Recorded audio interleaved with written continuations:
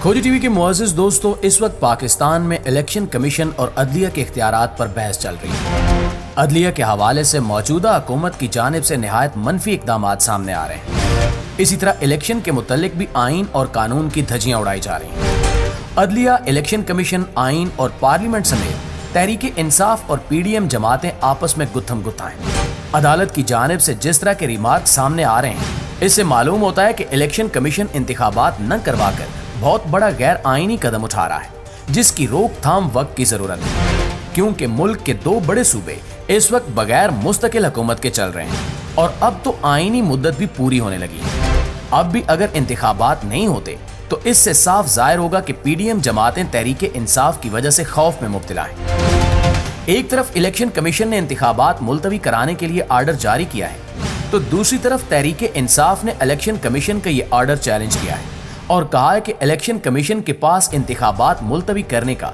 कोई कानूनी और आईनी इख्तियार ही नहीं है। बर वक्त साफ और शफाफ इंतखाबात यकीनी बनाना जमहूरी हुकूमत के लिए इंतहाई अहम है।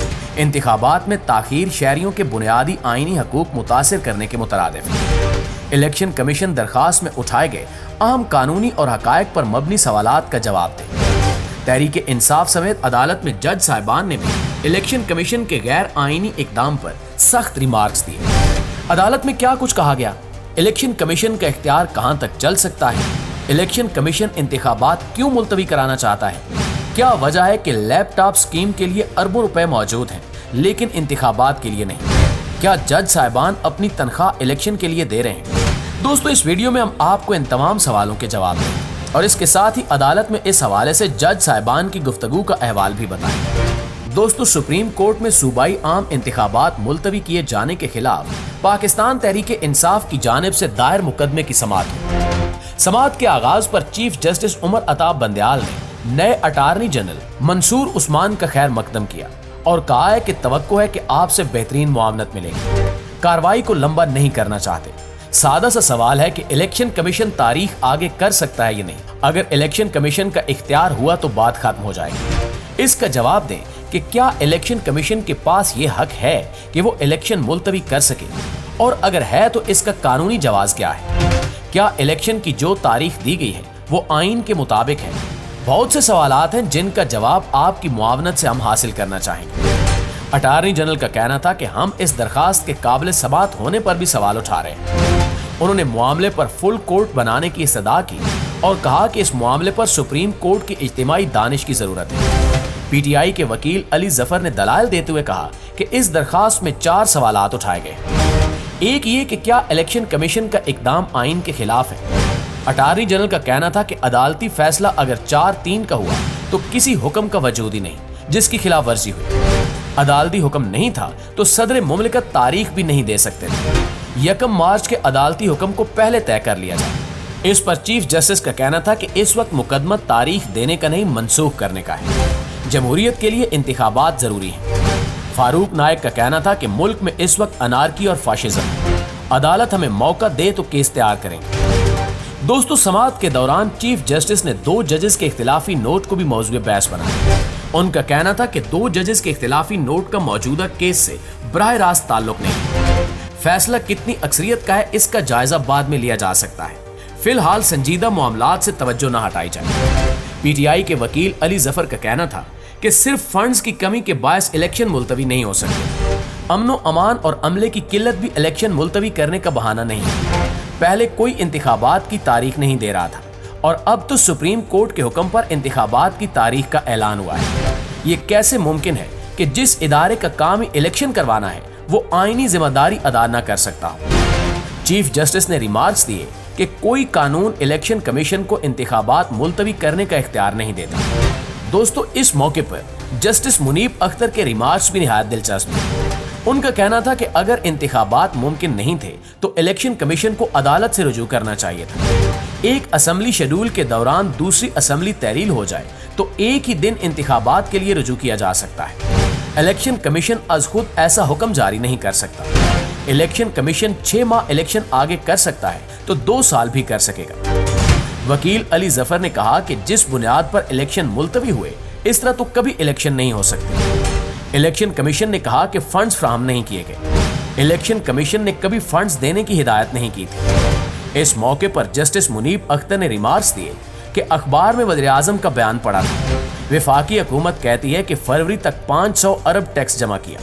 हैरत है कि 500 अरब में से 20 अरब नहीं दिए गए। सेक्रेटरी खजाना ने तो कहा कि इलेक्शन के लिए फंड्स न अभी हैं न आगे होंगे। इसका मतलब है कि इलेक्शन तो होंगे ही नहीं।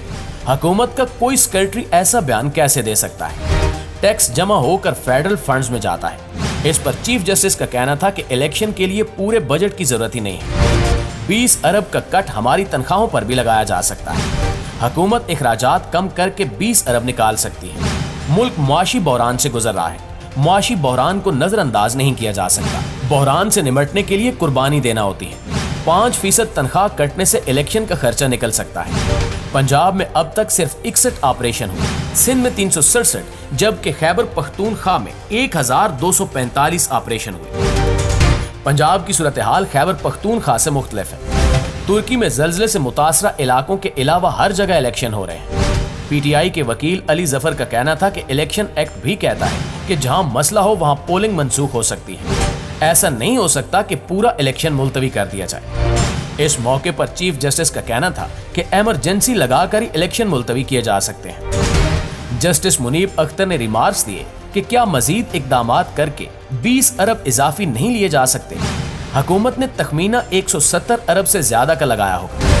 अटार्नी जनरल ने बताया कि 30 जून तक 170 अरब रुपए वसूल करने का हदफ है।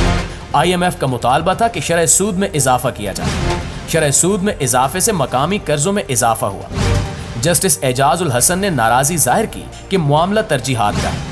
लैपटॉप के लिए 10 अरब रुपए निकल सकते हैं तो इलेक्शन के लिए 20 अरब क्यों नहीं निकल सकते? इस मौके पर फवाद चौधरी ने कहा कि तरक्याती मंसूबों के लिए भी अराकीन को फंड्स दिए गए हैं। जस्टिस मुनीब अख्तर ने रिमार्क्स दिए कि अराकीन को फंड्स देना आलमी अदालत की भी खिलाफ वर्जी है।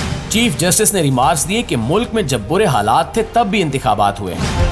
पाकिस्तान में सियासतदानों ने दहशतगर्दी को भुगता है, इसके बावजूद भी इलेक्शन हुए हैं। हमने बुरे हालात के नतीजे में पीपल्स पार्टी की चेयरपर्सन को खोया, इसके बावजूद इंतखाबात हुए थे। ANP ने भी दहशतगर्दी को भुगता है। जस्टिस मुनीब अख्तर ने पूछा कि आप क्या गारंटी दे सकते हैं अगर अक्टूबर में भी यही हालात रहे तो आप क्या करेंगे? जिस पर खामोशी के सिवा कुछ न मिला।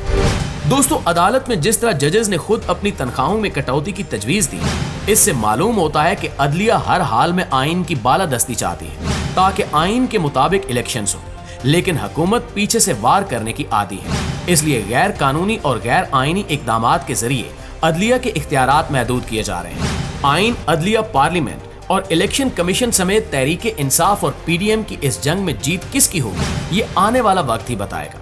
लेकिन आप दोस्तों की राय क्या कहती है, कमेंट सेक्शन में हमें जरूर बताइए। इंशाल्लाह आपसे मुलाकात होती है अगली वीडियो में। तब तक अपना ख्याल रखिए। अल्लाह निगहबान।